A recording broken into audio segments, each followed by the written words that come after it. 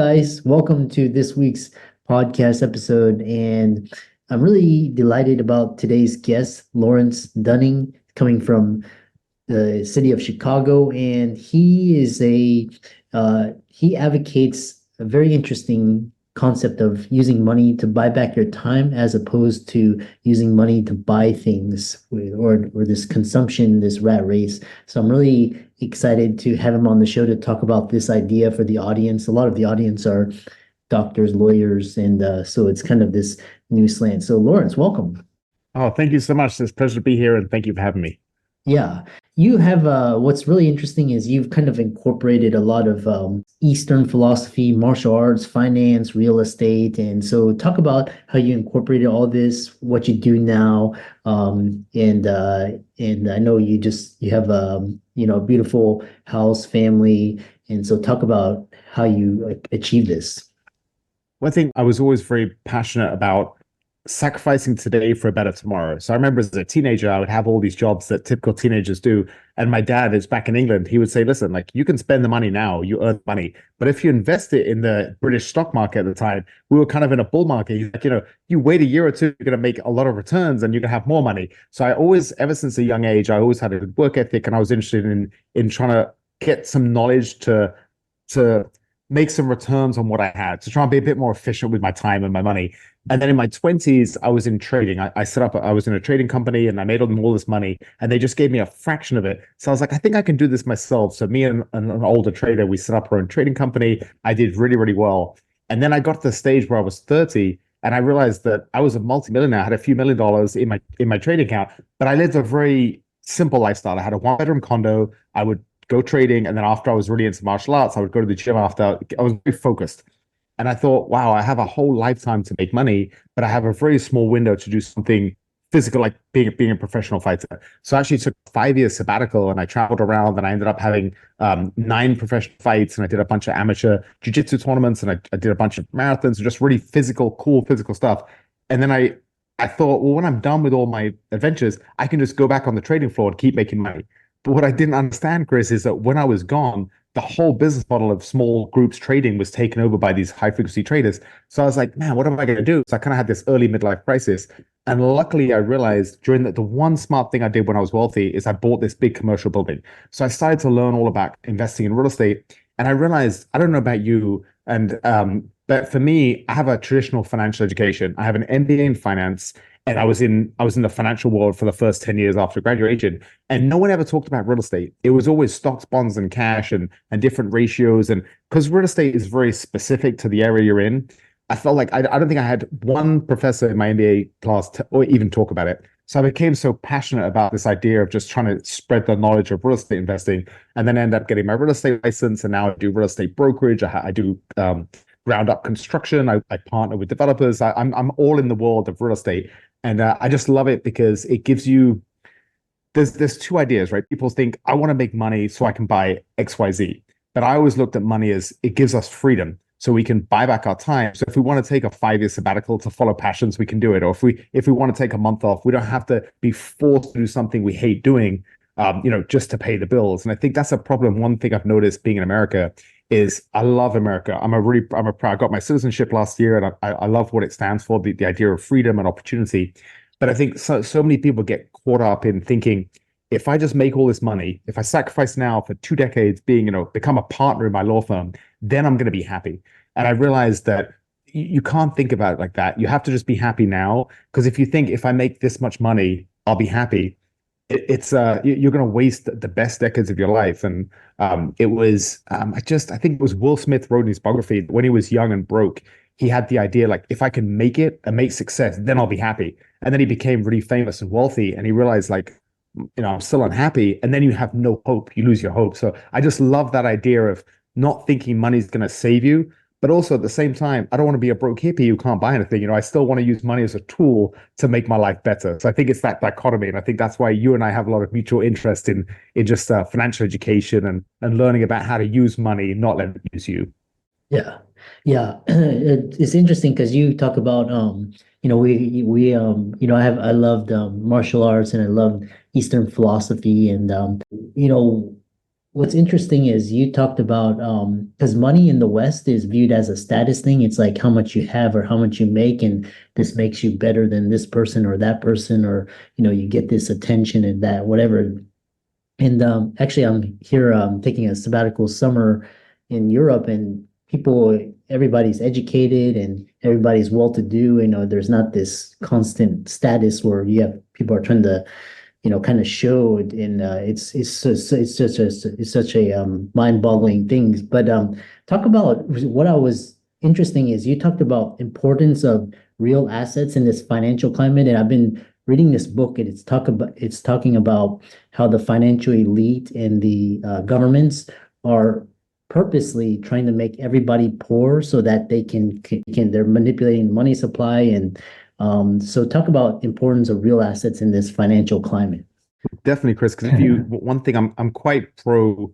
Obviously, I work in real estate, so I'm very pro real estate. But I always tell people, friends, anyone that will listen, I said, listen, we live in a world where if you look back 100 years, the purchasing power of the dollar has just been steadily eroding for a century. So that's just the system. So the book you mentioned, I sometimes people take a bit more of a conspiracy theorist approach. I don't know how much of it is conscious and how much of it is just the system. But I think so, everyone knows that there's those famous memes about Nancy Pelosi's net worth has gone up. Her husband is a better stock picker than Warren Buffett. And a lot of people are like, well, she's probably got the inside scoop. That's why she's making all this money because she knows what's going to happen. And her husband trades options, which gives a massive return. But I think the system that we live in is just by its nature, things are going to keep getting more expensive because the thing we're pricing it in, the purchase power of the dollar is going down.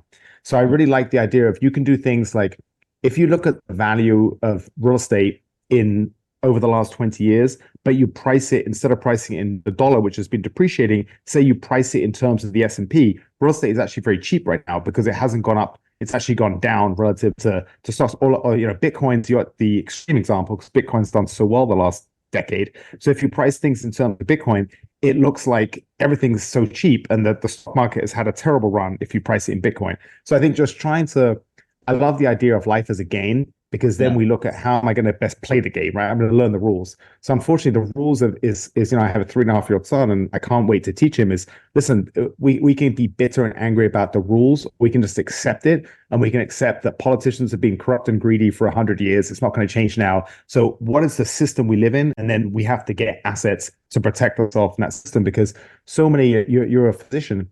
I work with a lot of physicians. I work with a lot of attorneys. I work with a lot of professionals who are so good at their field, but they don't know much about money. And I try and help them, show them like, hey, listen, for you, even if you bought a building that didn't even make money, Chris, it broke even. You're going to make so much every year when you do your tax returns. You're going to have so much tax write-offs and depreciation. So for high income earners and professionals, for them, of course, you want to have a bit of income with the building. But for you, it's really about the tax benefits. Whereas if you're, say, a 28-year-old who's completely burnt out with his job and he made all this money in his early 20s and he wants to travel the world. Well, for him, he doesn't really care about the tax benefits because he wants to take a sabbatical and travel. He's more interested in income and just like something that's going to maintain value of his money.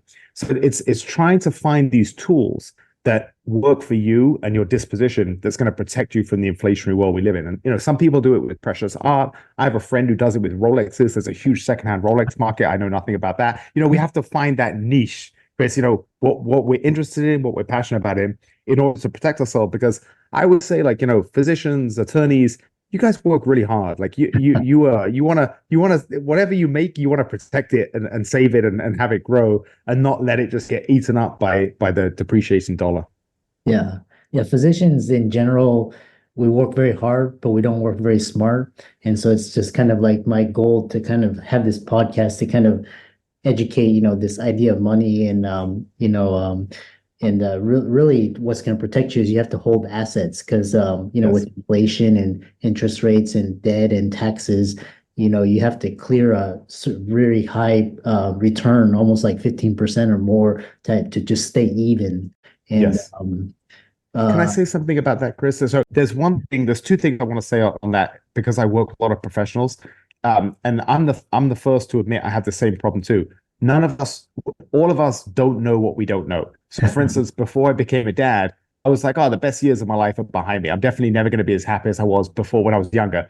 And now I'm so much happier because I feel like I have more purpose. I love being a dad. So like I didn't know 4 years ago what I know now. And I think we can always, it seems like a silly thing to say, but I want to say it. There's a lot of people, if you're elite in your field, whether you're a professional athlete, whether you own, you're an entrepreneur, you own a company, whether you're a top surgeon at your hospital, you're elite. So you're used to being really competent. But a lot of times you don't know what you don't know. And one of those things might be how to protect yourself from inflation, for instance, with money. And one thing I learned the hard way when I was young and I made all that money is it's two very different skills to make money and then preserve your wealth. And I thought it was one skill. So I focused when I was young on how to make money. And I've always been good at making money because I work hard and I'm very entrepreneurial and I take risks. But if you look back, I write about this in my book. I've been terrible historically with the way I've preserve my wealth. I've made every mistake that a human can make pretty much. So that's a really good lesson too for people to remember, especially if your audience is doctors and physicians and professionals, is have a little bit of humility because we all don't know what we don't know. And I think that's one of the reasons that I love podcasts. And I'm so happy that you're doing what you're doing is you're just spreading the knowledge of this and you're letting people see blind spots because I'm 45 and I've been a lifelong learner about many different subjects. And I feel like I have more questions today than I did at 25. So it's good to have that kind of humility where you're always learning and you're trying to seek out more education and knowledge. Yeah, yeah, I love it. We'll talk about, living the jiu-jitsu lifestyle and also travel and curiosity. One thing I wanted to ask you about real estate, because if I ask any of the wealthy, like the millionaires, the multimillionaires, they've always had real estate as a component. But I'm Yes. looking at the performance of real estate, and it's like getting expensive every year. And you've got taxes, you've got maintenance, you've got HOA, you got climate change ruining everything, right? You got insurance, Yes. and it's like such a pain. Like it's like such a pain to. So, is there another asset class that's easier and better that gives you the same advantages as real estate without all of this hassle? Like no counterparty risk. You own it outright. You can leverage it. You can borrow against it. What are your thoughts? That is such a great question because you're exactly right. So many people hear, oh, real estate is a passive investment, but you just listed a bunch of different things. You have to deal with tenants. What happens if your tenant stops paying? You have to deal with maintenance of the building. You have to pay your taxes, and property taxes tend to go up like every tax. So you brought up a really good thing. I'll say a couple of things about that. Just talking about real estate specifically, because you're originally from Texas. And I have a client from Dallas who owns a couple of buildings in Chicago. So she's buying buildings in Chicago because she can't make a return on her money in Texas, but she can still in Chicago. So historically, the Midwest of the US has the highest cap rates and returns. But right now, with rates being so high, investors are paying 8% for their loans right now. I think maybe it's gone down a little bit, but it's close to 8%. So a lot of the time, you'll actually just be breaking even on a building. So you say, well, why would you do that? Why would you have all like you said, the counterparty risks to just break even? Well, it's because every time you pay down your mortgage, some of that is principal. So on an $800,000 building, maybe your loan right now is, I don't know, 5,500. Then you have your taxes, you have all these different expenses. Of that 5,500, maybe 1,000 is principal. So you're basically paying down the loan $1,000 a month. So even if you break even, you're actually still making $1,000 a month. Plus, then you have every year when you do your taxes, you're going to save money on your taxes depreciation.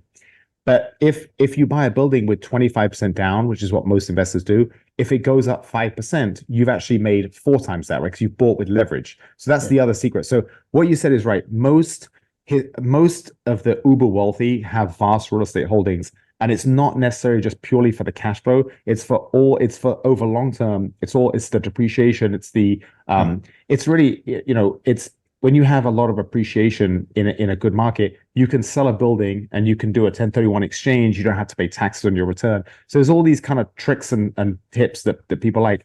But I think right now, anyone that's buying property right now, it's a lot of moving parts. So what most people do is they get a good property manager. They manage everything that kind of takes a lot of the legwork from the owner. Then you're very selective with tenants, so you try to minimize your eviction risks, and so you have all these ways you can do it. But you're right, it's a lot of moving parts. I think you get paid for it, But if someone said, "Hey, listen, this is way too much," I would say, I really believe in Bitcoin, but it's still very volatile. It's very early. I wouldn't put more than 5% of my net worth in there. I like real estate. I like the S&P. The S&P is most of the S&P now is made up of a few of these tech companies, and it seems like they're going to keep going. I don't see a world in which tech isn't playing a huge part in the American economy. So I really like that too. So I think it's some people love to try and pick stocks, like they're all about like researching companies and doing things like that. Then they probably want to stick to stocks. Other people just love real estate. And some cultures are very heavily invested in real estate. Like it's almost like a cultural thing that the parents explain to their kids when they're young, like this is the surest path to wealth. So we have to find that niche. But I'll give you a random statistic.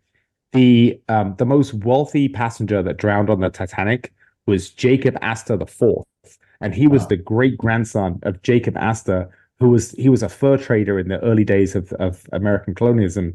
I think he was German, a German fur trader, and he started getting all these fur profits, and he would buy property in Manhattan.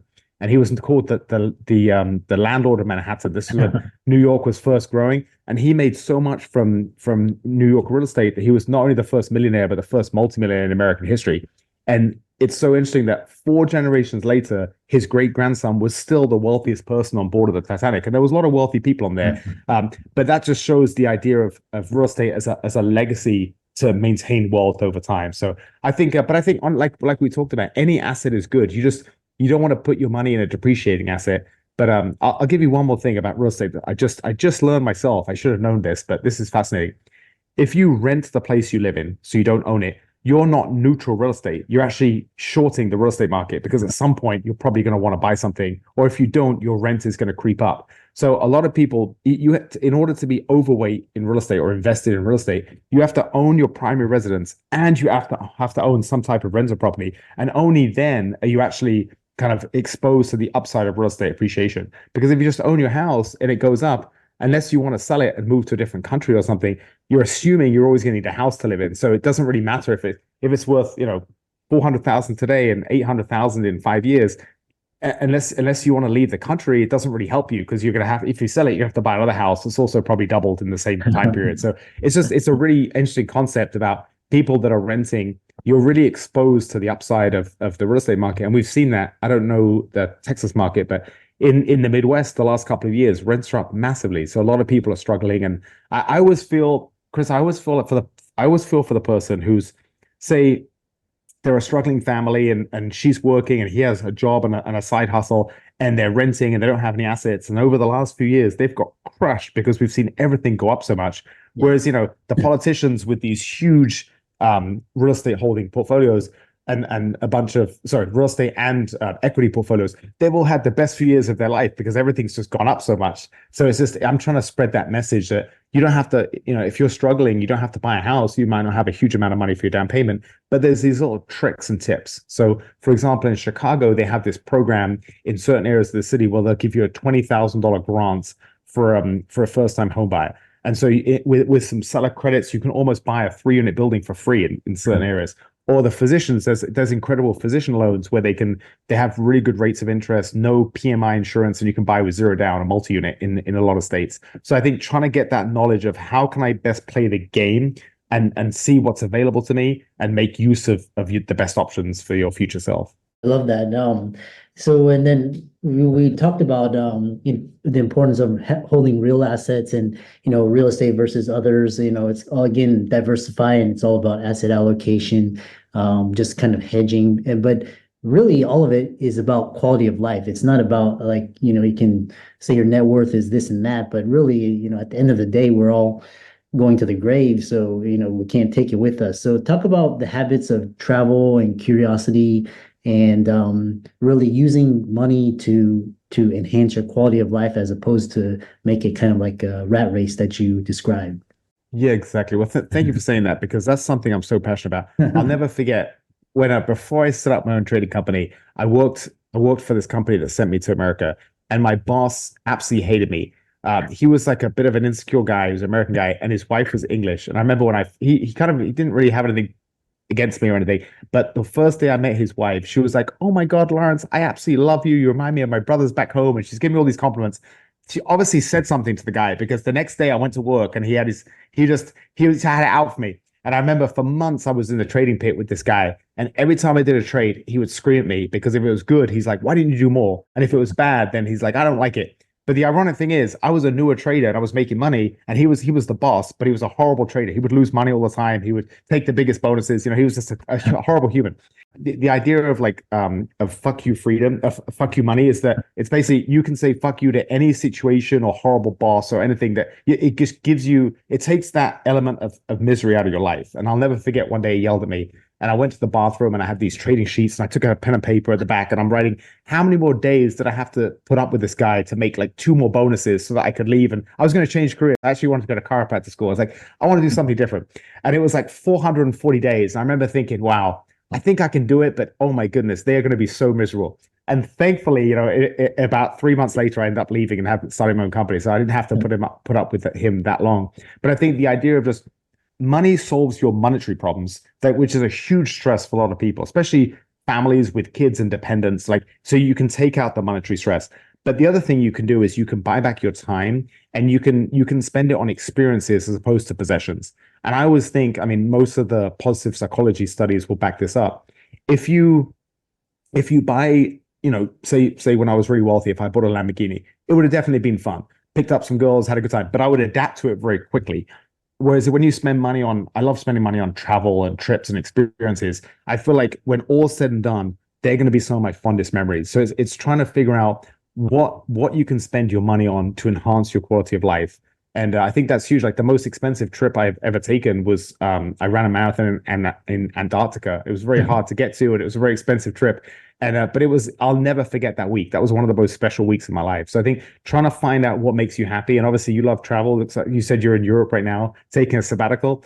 I don't think you'll never regret this, right, Chris? Like your future self will never regret you stepping back from the rat race and doing something that's going to be a lifelong memory. And just the idea of like curiosity is, every time I travel, I feel like you're exposed to different cultures and different mindsets. And I feel like I feel like I come back as an upgraded human. I have more just experience and more appreciation for different things, and more awareness of what I don't know. So I love travel. I think that's something in Europe that we really, because America is so vast, you can spend years just traveling. You don't even leave the country. You can go East Coast, West Coast. There's all these different places to go, Hawaii, Alaska. But when you're in Europe, because Europe's much smaller, people travel a lot more. And I think just traveling is the best gift that I can recommend anyone, especially a young person, but anyone at all. Is I feel like if I had no reason to live, I feel like the first thing I would do is I'd get a one-way ticket to a Cambodian orphanage, and I would just volunteer for a few months. And I guarantee you, after a few months of being there, I'll have some purpose and a reason to live. And I wouldn't know about that unless I'd been to Cambodia and I'd spent time with these orphans and just had such a wonderful experience, and just seen these beautiful people that grow up with nothing, and they're still just happy, and they're making the best of what they've got. Yeah. Yeah, I love that. And the time that I spent out of the United States, it's more like kind of, when we're in the States, we're like, we think we're the center of everything, but actually Yes. people in their everywhere is like they're actually in their own worlds, and they have their own problems, and they have their things to deal with. So it's really interesting. Talk about your book, as well as you have a podcast that people can follow and check out. I really enjoyed this conversation. We have so much in common. Oh, thank you so much. My podcast, Enter the Lionheart, that was a play on my old fighting nickname was Lionheart. But it's really about things like this. Like, I love talking to entrepreneurs, to former athletes, to people in real estate, in business, people that doctors that talk about happiness and just physical health. It's just it's almost been a wonderful journey of self-education for me. And I'm sure the same as you. So that's available on iTunes, Spotify. And I try and have conversations like this where I just try to get a different perspective and learn something. And then the book, Forgotten Asset Class. If anyone listening to this, find me on Instagram or LinkedIn, Lawrence Stunning, shoot me your name and address, and I'm going to mail out 10 copies to the first 10 people that message me. But it just talks a little bit about my own story, about how I made every mistake because I didn't know any better. And I learned the hard way. And I really just want to spread that message to people, Chris, is if there's one thing we just had the publishing party a few weeks ago, but I've already had some people say, hey, my parents were going to sell their place. They decided to rent it and keep it now. And it's just, you hear those stories, and it's just, even if people just realize that real estate is an option, because a lot of people don't even think it's an option if they don't know how to go about it, is find someone like me in your state who does real estate, and they can give you some good advice, and they can introduce you to some, not just maybe a good property manager, maybe a good off-market property. Just try to learn a bit more, because even if it's something you don't want to, it might not be something you want to focus on, but at the very least in time, if you can just have one rental, it'll just give you another source of revenue. You get all these tax benefits. I just think it's so beneficial. And a lot of people get addicted. They're trying to buy a property every year, and I think that's so cool. But I always think, because if we can do something today that our future self will be grateful for in 5-10 years, I think that's the best way to live our life. I'd love to send some copies to anyone listening, and just really, I just want to keep spreading that message of just positivity, and let's all try and live our best lives and be grateful for the human experience. And it's hard to do that if we're just so stressed about money. So I know a lot of people are dealing with monetary problems, but if I can just try to help people get out of that, then it leaves us free to just enjoy life. And I don't know about you, Chris. I was driving to the city this morning, and I saw a huge accident on the highway. I was so late because it blocked like 4 lanes of traffic, a huge accident. I just made me appreciate the fragility of human life. And I find arrogance and hubris such a silly thing, because it doesn't matter how successful someone is today. There's always ups and downs in life. And having had many times in my life where I've been up or I've been down, I just have so much more of appreciation for when times are good. Let's just try and enjoy it. Enjoy the little things, enjoy the health, enjoy meeting nice people. It looks like you're in a beautiful rental in Europe right now. I really hope you're going to enjoy your trip. Well, let me ask you, where are you right now? Right now, I'm Which country? in Copenhagen. So Copenhagen, yeah, Denmark. I've never been. beautiful country, and people, they're outdoors and they're laughing, and just it's just different. It's just different mindset, and they're more community oriented, and just nature. So I love that. No, every time. So my mom's originally from France, and I'll go there for the summer, and I'll see my parents for a week. And you try and do something. I tried to rent a car at 2 o'clock, and they're like, "No, sorry, we're closed everyone's having a nap. Come back at 3:30." And it's just, as an American, now I'm integrated in American culture. I'm always like, "What the hell? I want to get my car." And then I take a second. I'm like, you know what? Good for them. They're taking a nap. That's the way it should be. We should be working to live, not living to work. So kudos to you for just exploring and going to cool places and seeing how other people live, because America has so many wonderful things, but I think most people probably, when all's said and done, they're going to regret working so hard and wish they'd taken a bit more time to do things that you're doing. So that's yeah. really awesome. I really enjoyed this conversation, and for the audience, be sure to contact Lawrence, check out his book, and follow him on all his socials. And with that, thanks so much for coming on. I appreciate it, Chris. Thank you so much.